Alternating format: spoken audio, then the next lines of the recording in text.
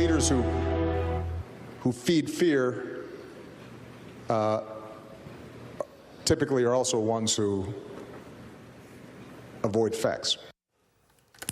Barack Obama this weekend taking a thinly veiled jab at Donald Trump, twisting facts, perhaps thinking about things like this. According to the Washington Post, Donald Trump has now made more than 10,000 false or misleading claims since taking office.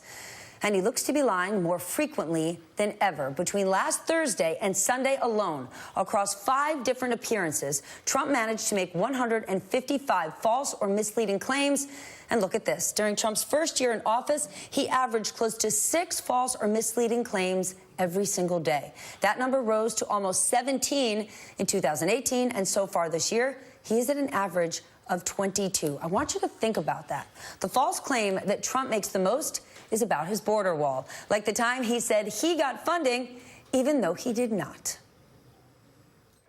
Just so you know, we're building the wall anyway. We're doing whatever we have to do.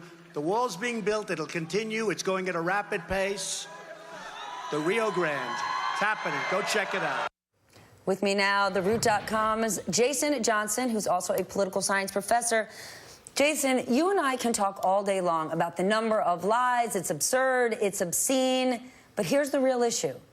The president is saying more and more things that are not true.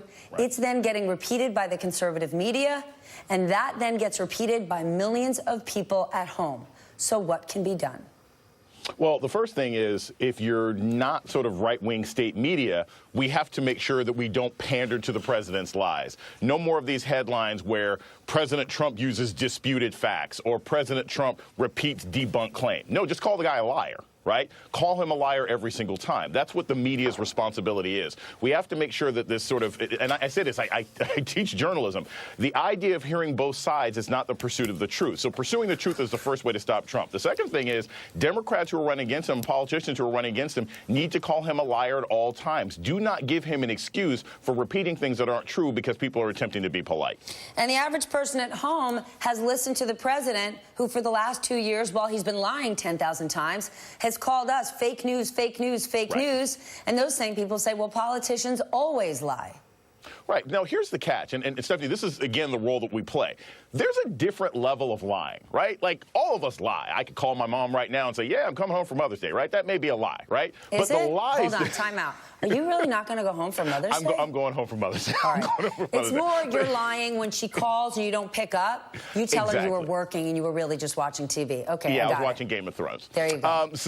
But the catch is, there are lies that the public expects from politicians, and we need to distinguish what Donald Trump does from regular lying. When Barack Obama says you can keep your doctor, he may have not known if that was fully true. When George Bush said, hey, we're done in Iraq, he knew that was not the case. Donald Trump lies about things that can easily be confirmed. He lies about his crowd size. He says that parents give their children abortion pills when they're crossing the border because they expect them to be assaulted by coyotes. He says that women getting abortions murder their children with the assistance of doctors. These are things that can be easily disproven. So it's our job to make sure that we say, hey, look, this is not your run-of-the-mill political lies. These are not normal, and they're dangerous and endanger people's lives. A good way to do it would be to show up on Fox News. Seeing the increase in the amount of lies the president is telling, should the Democratic Party revisit their decision not to host a primary debate on Fox?